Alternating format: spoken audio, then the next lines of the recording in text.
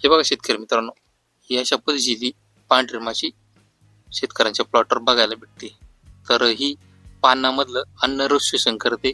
अन्नरस शोषल्यामुळे तुम्हाला पानाच्या वाट्या ह्या झालेल्या दिसतात. तर हे कंट्रोल करण्यासाठी इंस्टेक्स आणि बायोएक्झाम या दोन औषधाची आपल्या पिकांमध्ये फवारणी करायची आहे. हे बघा, वाढत्या तापमानात अशा पांढऱ्या माशीचा अटॅक झालेला टोमॅटो पिकावर दिसत आहे.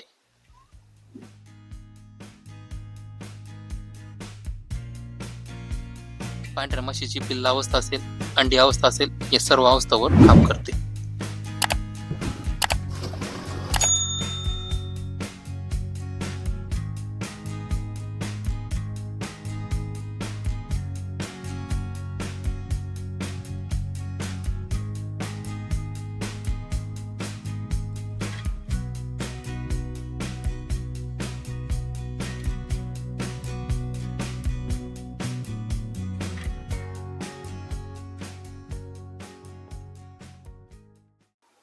नमस्कार शेतकरी मित्रांनो, मी सूर्यकांत पगारे या व्हिडिओच्या माध्यमामधून सर्व शेतकरी बांधवांचे मी सहर्ष स्वागत करतो.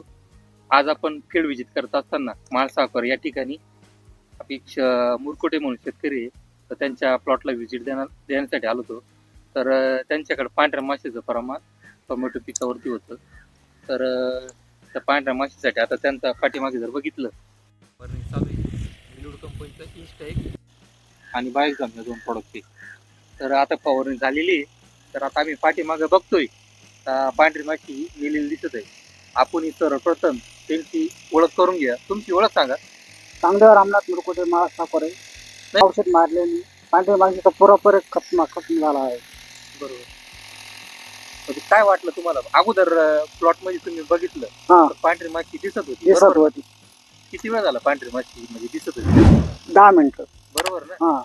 काय बदल दिसला तुम्हाला? पांढरी माशी जागेवर खत्म झाली. हा ना.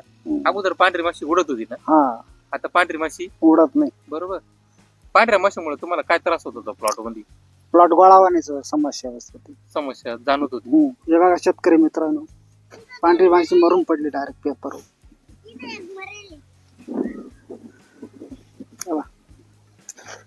डायरेक्ट खत झालं. रिझल्ट कसे वाटले तुम्हाला? रिझल्ट बेस्ट आहे. बेस्ट आहे ना?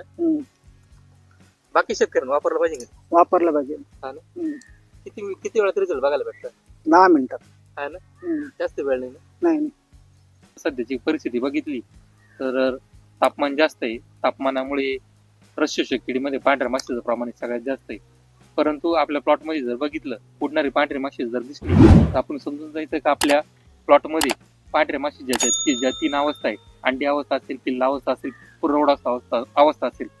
पण आपण जर विचार केला, उडणारी पांढरी माशी आपल्या पिकाचं फक्त 20% नुकसान करते, 80% नुकसान ही पांढऱ्या माशीची पिल्ला अवस्था करते. तर हे दोन औषधं अशी आहे का पांढऱ्या माशीची अंडी असतील, पिल्ले असतील आणि उडणारी पांढरी माशी असेल, त्या 3 अवस्थावरती एकदम रिपोर्ट देतं. आता शेतकऱ्यांनी या ठिकाणी स्प्रिंग चालू आहे, त्यांनी वापरलेलं आहे, म्हणजे वापरता येते, तर त्यांना एकदम छान रिझल्ट आले. बाकी शेतकऱ्यांना तुम्ही काय सांगताल असं? वापरला पाहिजे पांढऱ्या माशीचा. तुम्हाला रिझल्ट वाटले का? पण नक्की सांगा. रिझल्ट वाटले, पण आता प्रत्यक्ष दिसतं डोळ्यांनी. कोणत्या औषधांनी मरत नाही जागेवर. हा ना. किती वेळ? फक्त 10 ते 15 मिनिट. 10 मिनिटातच. 10 मिनिट. धन्यवाद.